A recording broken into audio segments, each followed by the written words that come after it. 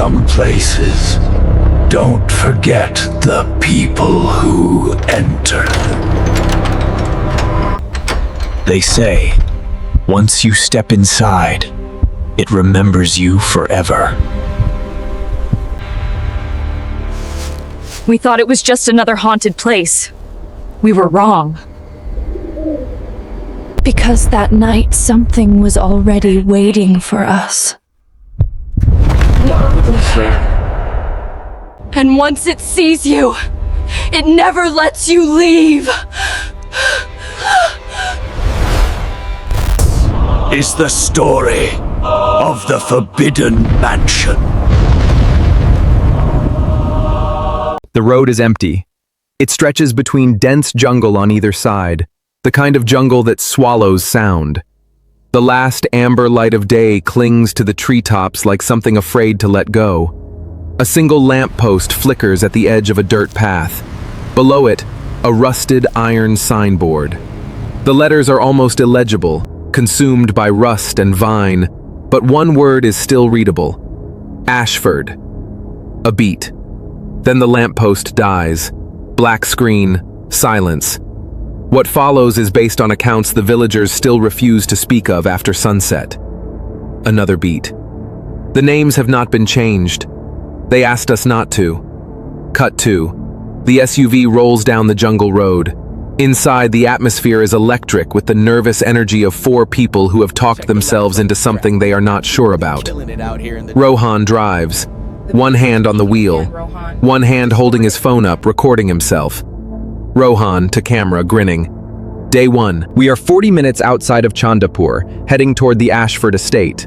Locals call it the mansion that breathes. We've been trying to get out here for 6 months. Permits denied. Village headman said no. Our own manager said no. We came anyway. That's the content, people. That's the content. Sarah, beside him in the passenger seat, is monitoring a small audio meter on her phone. The needle is jittering, not from the engine, but from something ambient. Rohan, there's a low-frequency hum on the mic. It started about 10 minutes ago. That's the vibe, babe. That's the atmosphere. That's not how frequencies work. In the back seat, Kabir has 3 cameras arranged around him. One on a rig pointed forward through the windshield, one mounted to the headrest pointing back, one in his hands. He is reviewing footage on a small monitor. Hey Rohan, look at this. He holds up the monitor. The windshield camera footage from 2 minutes ago. The road is empty. Except at the extreme edge of the frame, where the jungle meets the road, there is a silhouette. Tall, narrow, still. Rohan, not looking. Edit that in, that's the hook. Kabir, I didn't add it. That was already there. Maya, beside Kabir, leans over to look at the monitor. Her expression doesn't change, but her hand, resting on her knee, tightens into a fist. Maya, stop the car. Rohan, what? Maya, I want to look at something. Stop the car, Rohan. Rohan slows. Maya opens her door before the SUV fully stops and steps out. The others watch through the windows as she walks slowly to the roadside, crouching down. She picks something up, holds it to the last of the fading light. It is a child's shoe, white, with small red flowers, perfectly clean, as if placed there moments ago. There are no footprints around it. Maya stands, looks into the jungle. The jungle gives nothing back. I should have said something then. I had said it before, in the planning stages, in the group chat, in the car on the way out of the city. I had said, this is a bad idea. And each time, the conversation had moved on. You reach a point where you realize that the group has already decided. You are not being heard. You are being managed. She gets back in the car, places the shoe on the seat beside her, does not explain. Rohan drives. They park at the edge of the overgrown path. The headlights die. Darkness rushes in. The 4 of them stand before the gates. The estate is immense, visible only in fragments through the iron bars. A structure of Victorian excess gone to ruin. Towers that lean, windows that gape like open mouths, ivy that has consumed the eastern wall entirely, as if the jungle is slowly swallowing the house back into itself. A stone plaque on the gatepost reads, Ashford, Estate 1887. Below it, someone has scratched deep into the stone with what appears to have been a key or a nail. Do not feed it. Nobody comments on this. Kabir sets up his main camera on a tripod. He begins framing shots. Rohan, arms spread, grinning at his camera. Look at this place. Look at it. Ashford Estate, abandoned since 1972. Before that, a private residence, a sanatorium, and according to every source I've read, something that the British colonial records describe only as a site of ongoing concern. That's it. That's all it says. A site of ongoing concern. For 80 years. Sarah, the hum is louder here. Kabir, behind his camera. Something's off. Even the silence feels loud. A pause. All four of them feel it. That particular quality of quiet that is not actually quiet. The absence of insects. The absence of wind. A held breath. Maya. Guys, we shouldn't be here. They say this place has been cursed since the 1920s. The village elder told us, he specifically told us, that the estate has a cycle. That it, relax. One night here and we go viral. Think about it. We have been building to this for 8 months. The audience has been waiting. The sponsorship deal is contingent on this specific video. One night. We get footage, we get out, we put the episode out on Friday and we hit 5 million. One night. I promise. Maya looks at him. Then it's Sarah. Sarah gives her a small, helpless shrug. Then, the gate moves. Slowly. On its own. A long, grinding creak of metal on metal. Not a swing, more of a shudder, as if something on the other side had leaned against it. No wind, no touch, nothing. 4 people hold their breath. Sarah, barely audible. Did you see that? But Rohan has already stepped through. The grounds beyond the gate are stranger than the exterior suggested.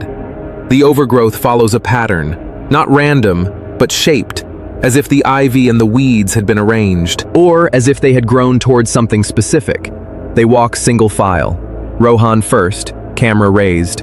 Kabir behind him, rig on shoulder. Sarah monitoring audio. Maya last, looking back over her shoulder.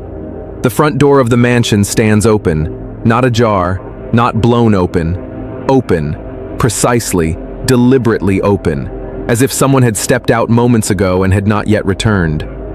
Rohan stops. Rohan, quieter now, some of the performance gone. Did someone say the door was usually open? No. In all the reference footage, it was sealed shut, boarded. They look at the door, then at each other. The door is not boarded. Rohan, recovering his grin, but it doesn't quite reach his eyes. Like it was expecting us. Like it was expecting us. He walks inside. The others follow. The interior is extraordinary in its decay. The foyer is enormous, a double-height space with a sweeping staircase that curves up to a landing obscured by darkness. A chandelier hangs above them, its crystals long since filmed with dust, catching their flashlight beams and breaking them into gray, joyless fragments. Cobwebs hang like stage curtains.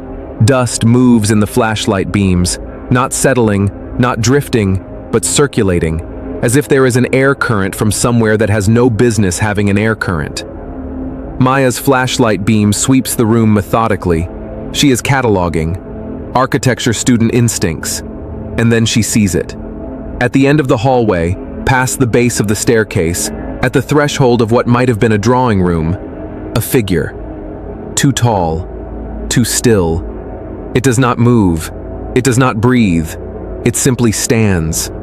Its proportions are wrong, the limbs fractionally too long, the head fractionally too small, the posture of someone who has learned to imitate standing, but has not quite mastered it.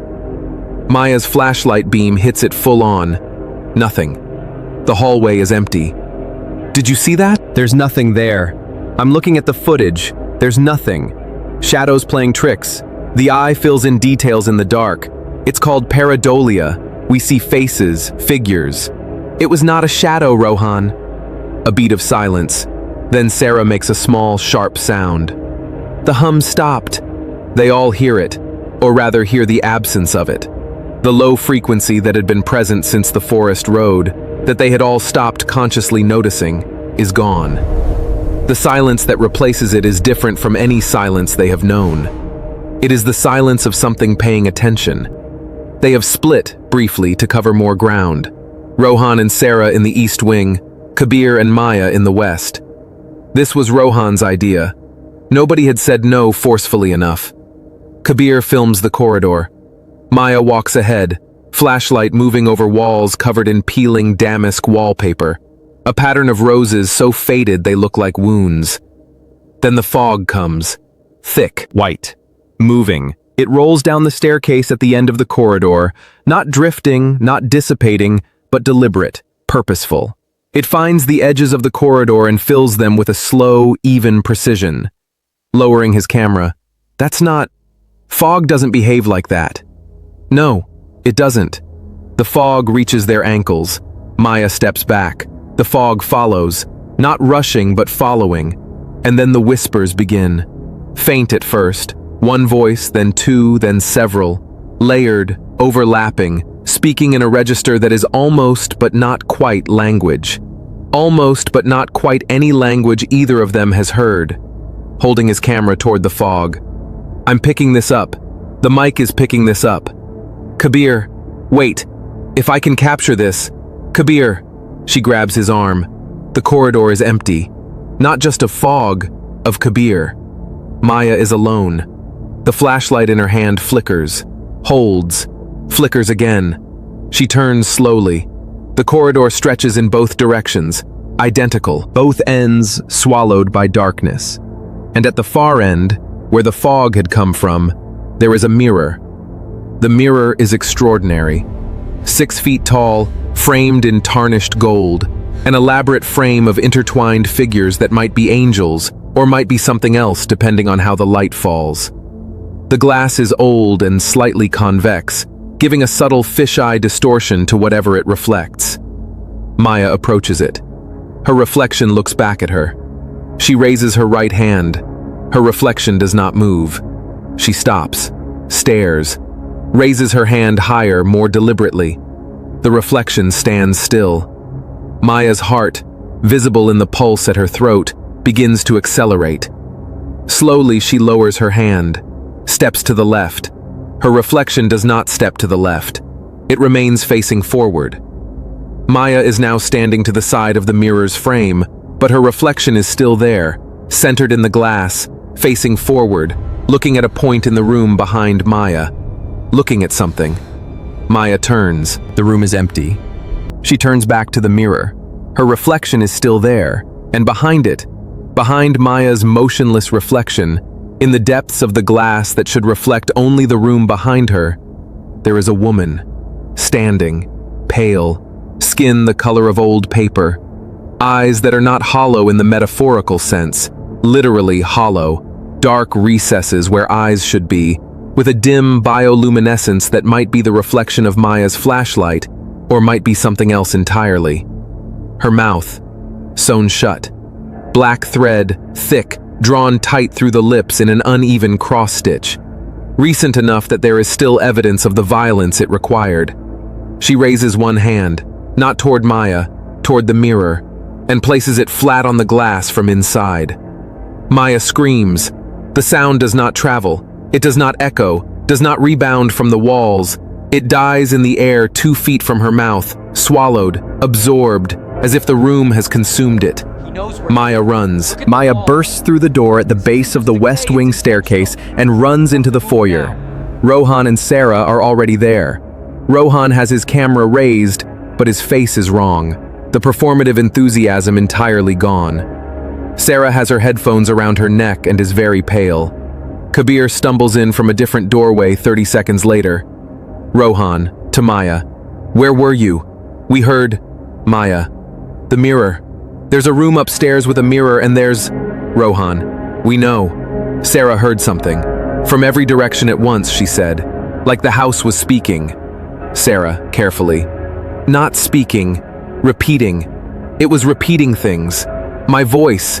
Things I'd said earlier this evening, my exact words, my exact intonation, in the walls. A silence. Kabir, I lost 20 minutes. I was in the corridor and then I was in a room I don't remember entering. There were drawings on the walls, very old, done in charcoal or something like charcoal. They showed... He stops. 4 figures, standing at a gate. No one speaks.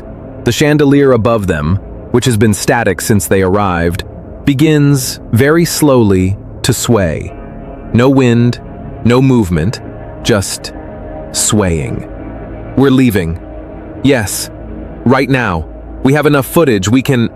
The front door closes. Not slams, closes, gently, precisely, as if by a careful hand.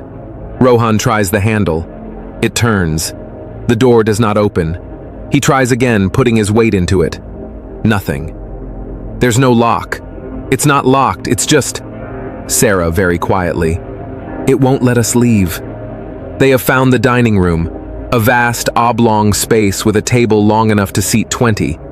They have pulled chairs to the center and sit in a rough circle, flashlights pointed upward to illuminate the ceiling, using the reflected light to see each other. The mood is past the point of denial. I've been reading about this place for 8 months. Let me tell you what I know. What I know and couldn't fit into the episode without sounding insane. Tell us. The Ashfords built this estate in 1887. Colonel Reginald Ashford, British colonial administrator. 3rd posting in India, which was unusual. Most were rotated home after 1 or 2. He requested to stay specifically in this region. Records suggest he had found something here. Something he described in correspondence as a property of the earth. He began construction immediately.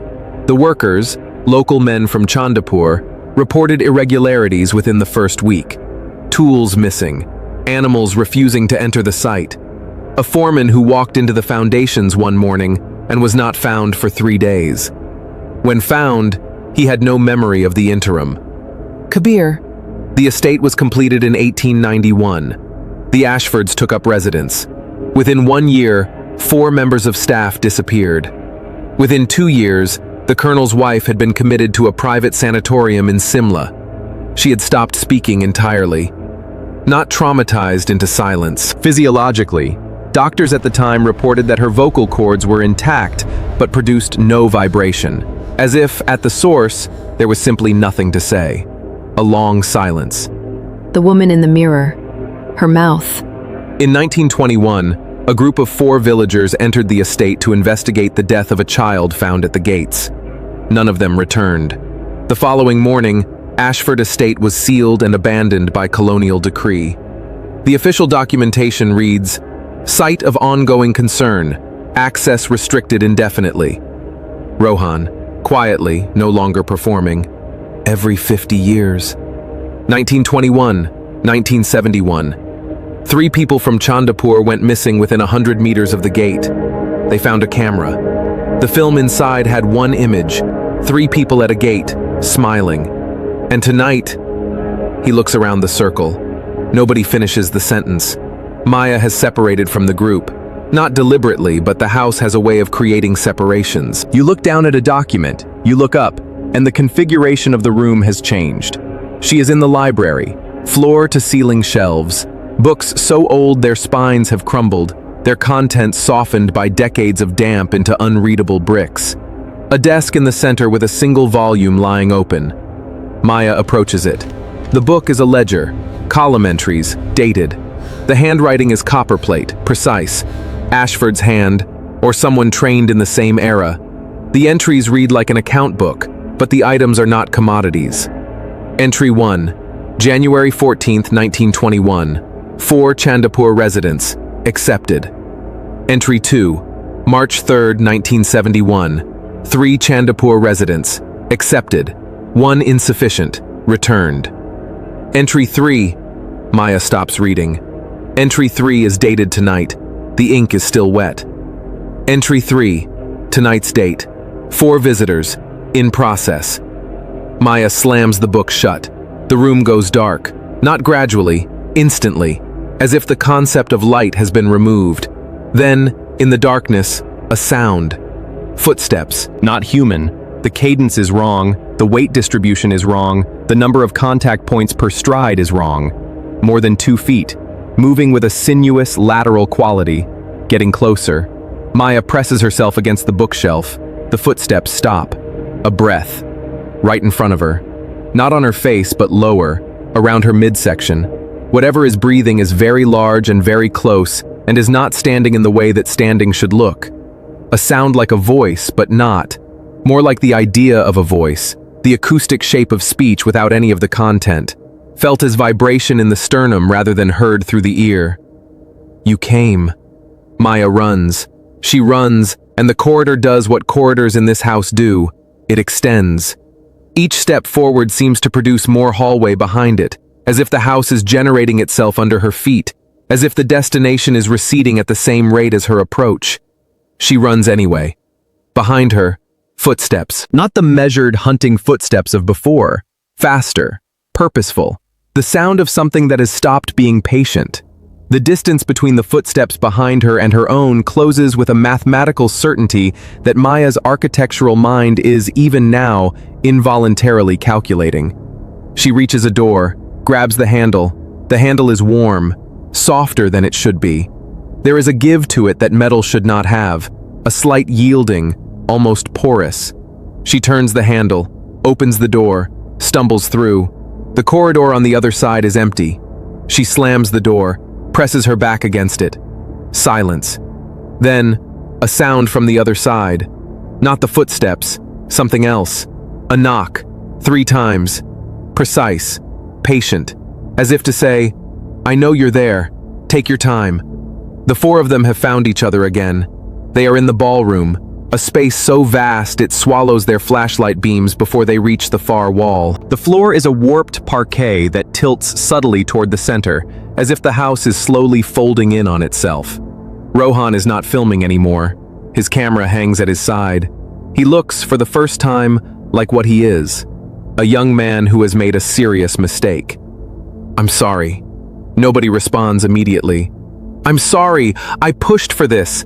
I knew people were uncomfortable and I pushed anyway because I wanted the content and I'm... Rohan, not now. We need to think, not feel. Think. Sarah has her audio equipment spread on the floor before her. She is listening through headphones and adjusting dials with methodical precision. The low-frequency hum. It's back, but now I can identify it. She looks up. It's not mechanical. It's not geothermal. It's structured. It has a pattern, like a heartbeat but slower. 1 beat every 18 seconds. It started when we arrived. It's been getting faster. Faster toward what? Sarah takes her headphones off, places them carefully on the floor. 1 beat per second. I don't know what happens after that. The ledger said in process. We are in process. That means there's a process, a sequence, which means it might be interruptible. How? I don't know yet, but the house responds to us. It has been responding to us since we arrived, shaping itself around us, hurting us. If it's hurting us, there's a destination. If there's a destination, there's a reason. And if we can identify the reason, the lights come on. Not their flashlights, the house lights. The chandelier above them, the sconces on the walls, the footlight strips along the parquet edges. All of it, flooding the ballroom with warm, amber light. As if they are guests at a dinner party, and the host has just made an entrance. The music starts. From nowhere. From the walls. A waltz. The specific genre identifiable in its triple meter, in the particular sadness of its melodic line. A waltz in a minor key, played on instruments that should not be here, played by hands that should not be playing. In the center of the ballroom floor, visible now in the restored light, there are marks, old, burned into the parquet, a circle, 10 feet in diameter. Within it, 4 points, evenly spaced. 4. Kabir, reading something scratched into the wall beside him. 4 souls for its walls to stand, 4 voices for its silence, 4 lives for its 50 years. A pause. We need to get out of this room. Back at the front door, all 4 of them. Rohan and Kabir have found a fire iron and are working it against the door frame. The door does not care. It remains closed with a serenity that suggests the fire iron is a minor inconvenience at best.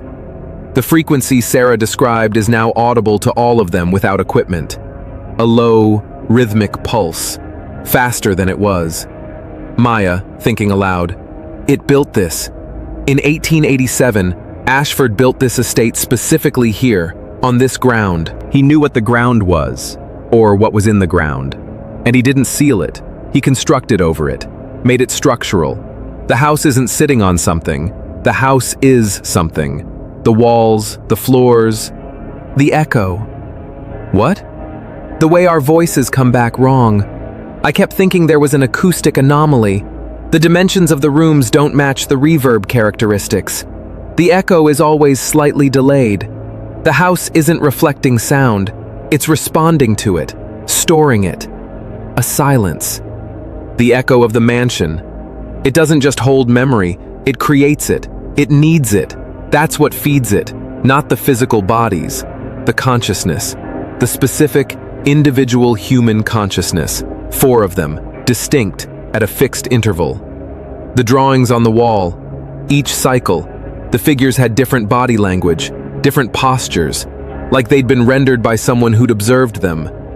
It watches, it learns who you are, and then a sound from above them, the sound of the woman in the mirror, not screaming, she cannot scream, but the sound her body makes when she tries, a strangled, pressured exhaling, rhythmic, like a person who has been trying to scream for a very long time and has not yet accepted that the house will not allow it. Rohan, fire iron raised, looking at the ceiling. What do? Maya. We give it something false. It feeds on specific individual consciousness, on the authentic, unique signature of a person. If we give it performance, persona, the constructed version. Rohan, understanding slowly. Like a character? Maya, you do it every video. You perform Rohan, the fearless content creator, not who you actually are. Tonight in this house, do not be who you are. Be the performance. Give it the mask. A beat. Rohan, and if it doesn't work? Maya doesn't answer. The pulse quickens. They return to the ballroom. The lights remain on. The waltz plays. One by one, they step into the ring of burn marks on the floor, and they perform. Rohan performs his content creator persona, the gestures, the cadences, the practiced comfort with the camera. He becomes Rohan the character, so thoroughly that even his friends can barely see through it. Sarah becomes the technical professional, removes herself entirely into process and precision, the persona of competence and control. Kabir becomes the filmmaker, pure observer, dissociated into the apparatus of recording, seeing everything and feeling nothing. And Maya stands in the circle and understands that this is the hardest thing she has ever done. She has no practiced persona. She has always been exactly herself, even when it was inconvenient. She closes her eyes. She becomes the architecture. She becomes the rational mind, the measurer, the planner, the person for whom the world is composed of load-bearing walls and sight lines and structural calculations. She leaves Maya behind. The pulse reaches its apex, a beat of absolute crystalline silence. The front door opens. 4 people emerge from the front door of the Ashford estate. They move quickly. They do not look back. They do not speak until they reach the gate, which stands open now, as if it was never shut. And then they do not stop walking until they reach the SUV. Rohan sits behind the wheel. He does not start the car. Nobody speaks for a long time. Then Sarah reaches over and takes his hand. Rohan, very quietly. Did it work?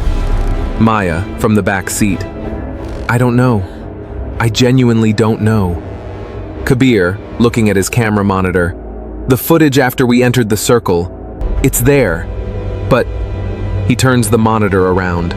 The footage shows 4 people standing in a circle. Their postures, their movements. Familiar, and yet wrong. As if the movements belong to people they recognize but do not know. As if the camera captured the performance, not the performers. As if whatever was watching the camera saw exactly what Maya intended. I think it worked. Rohan starts the car. The SUV drives, the jungle road, the fading dark. In the distance, behind them, the shape of the Ashford estate against the lightening sky. It looks, in the morning light, like any ruin, like something only dead and forgotten. But as the camera lingers on it, the final footage in Kabir's camera, still running on the back seat, one window catches the light differently from the others, as if something inside had moved, as if something is watching the car drive away, as if it is making notes. The SUV stops at the edge of the village. The old man is already there, sitting on a low wall, as if he has been waiting. He does not seem surprised to see them. Maya gets out, walks to him. "We got out." The old man looks at her. His eyes are very calm. "Yes. We gave it something false. Masks. Personas. The house is patient." What does that mean? It has been here since before the British built walls around it, before the village gave it a name. It does not feed once, it feeds in stages. A beat. The first visit is the introduction. The house learns what you are, what is real about you. Maya's face changes. The second visit, whenever that may be, however many years hence, it already knows. The mask makes no difference. It learned what was behind the mask. That is what the echo is for. Not to frighten, to record. He looks past Maya at the SUV. "Go home. Do not come back. Tell no one where you went. And," he looks at Maya very carefully, "the girl who went in. Make sure she is the girl who came out." He stands, walks away. Maya stands in the morning light, turns slowly, looks at the car. Rohan, Sarah, Kabir inside, watching her. She walks back to the car, opens the door, gets in. Nobody speaks. Rohan drives. Rohan at a desk, alone, in the dark except for the screen. He is reviewing the footage. He has been reviewing it for hours. He pauses on a specific frame, zooms in. The ballroom, the four of them in the circle. But in the far corner of the room, just at the edge of the camera's range, half swallowed by shadow, the woman from the mirror, standing, watching, and in her hollow eyes, a faint phosphorescence, like the light of a screen reflected in a dark room. Rohan closes his laptop, sits in the dark, does not upload the video. The estate, the gate. A broken camera lies in the grass outside the gate. Its screen is cracked but active, still powered by whatever battery remains. On the screen, the final frame. 4 people at a gate, smiling, alive, unaware. From inside the estate, the faintest pulse, slow, patient. 1 beat every 18 seconds, counting down. They say the house only feeds once every 50 years, and today marks the next cycle. So tell me, the pulse quickens once. If you found that gate open, the camera screen flickers. Would you walk in? The camera screen dies. Silence. Then the gate, slowly, with that same long, painful creak, opens. The Ashford estate was legally demolished in April of the following year. The demolition crew encountered significant structural irregularities. 4 of them did not complete the job. The structure still stands. Aerial shot. The estate in its jungle clearing. From above, the layout of the building, the wings, the gardens, the outbuildings, forms a pattern. The pattern is a face. It is looking up. It is smiling. Hard cut to black. The echo of the forbidden mansion. The sound of a notification ping, a phone screen, a social media comment. You should totally do a follow-up. I know a place even scarier. Below it, from an account with no profile picture and a username consisting only of the estate's address, we know. Black.